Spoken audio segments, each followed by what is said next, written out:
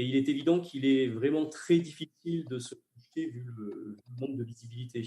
Alors, comme l'a fait ma collègue Madame Duvert, je voudrais à mon tour remercier les services et le vice-président vraiment pour la qualité de ce rapport qui vient de nous être présenté, extrêmement clair, extrêmement la difficulté. Alors, sur le contexte, il est évident que les exercices de 2020 à 2022 vont faire l'objet d'une forte tension financière en raison des effets conjugués de l'augmentation des dépenses liées à la sécurité sanitaire et d'autre part à la mise en œuvre des dispositifs d'urgence.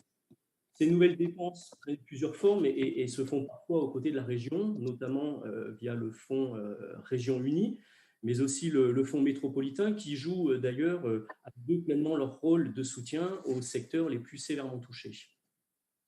Nous notons dans ce rapport que l'ensemble des dépenses spécifiques Covid feront l'objet d'un retraitement comptable afin de les étaler sur 5 ans et pour ne pas trop gréver trop fortement la section de fonctionnement. Nous prenons acte aussi de la forte baisse des recettes, notamment bien sûr la taxe de séjour, mais aussi les recettes des équipements métropolitains, culturels, sportifs, fermés durant le confinement, les recettes des parkings, celles de la fourrière.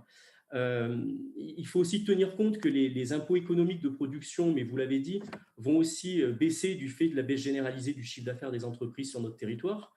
Par ailleurs, la plupart de ces recettes tarifaires, aujourd'hui on le voit, ne sont pas compensées et lorsqu'elles le sont, ce n'est vraiment de manière que très résiduelle.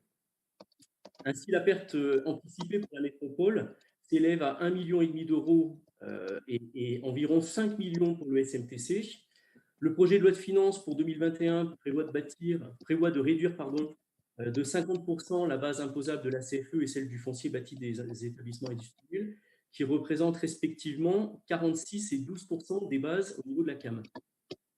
Alors sur 2021, comme Julie Duvert, je pense que les pertes seront certainement plus importantes encore, et notamment au titre de la CFE, il n'est pas irréaliste d'envisager une perte de 2 millions d'euros. Il faudra par conséquent prélever sur l'épargne disponible et augmenter l'emprunt pivot d'équilibre pour soutenir les dépenses d'équipement. Et je pense qu'il serait plus pertinent de saisir cette opportunité, cet effet d'aubaine, pour au contraire attirer de nombreuses entreprises sur notre territoire. Mais malheureusement, je crains que votre forçat socialiste vous en empêche. Par ailleurs, les recettes 2020 risquent de s'effriter, plus que prévu, encore une fois, je le répète, mais il faut tenir compte des nombreux dégrèvements gracieux que vont demander aussi de la CFE et de la CVAE au centre des finances publiques en raison de la baisse d'activité provoquée par les confinements successifs. Le niveau d'épargne brute est 17% des recettes réelles de fonctionnement contre 24% pour la moyenne des métropoles, soit un décrochage de 7 points de moins, ce qui est quand même assez considérable. Or, vous le savez, l'épargne brute permet d'absorber le remboursement de la dette actuelle, mais aussi conditionne les perspectives d'endettement à travers l'épargne nette. Nous nous approchons donc d'une augmentation généralisée de la fiscalité qui ne dit pas son nom pour faire payer aux communes membres les errements de la métropole. Il reste pourtant un moyen de l'éviter et nous l'avançons depuis fort longtemps. Je crois d'ailleurs que le vice-président Hervé Collomb l'a quand même souligné.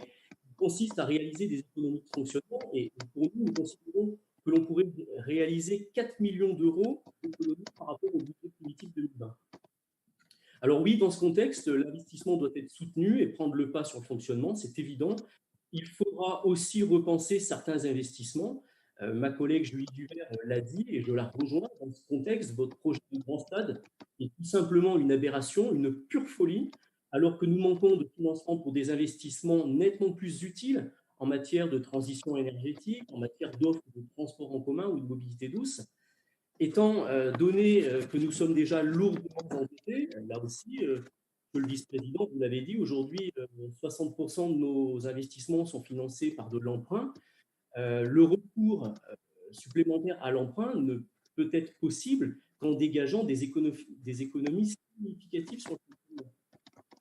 Donc, en conclusion, moi, je voudrais vous dire que pour bâtir une métropole d'équilibre à laquelle nous souscrivons tous, il faut vraiment s'en donner les moyens. Le contexte est difficile. Cela passe par des dépenses de fonctionnement réduites. Je crois que nous n'avons plus le choix. et la crise sanitaire ne peut justifier à elle seule la hausse de la fiscalité que vous envisagez pour le budget à venir. Je vous remercie.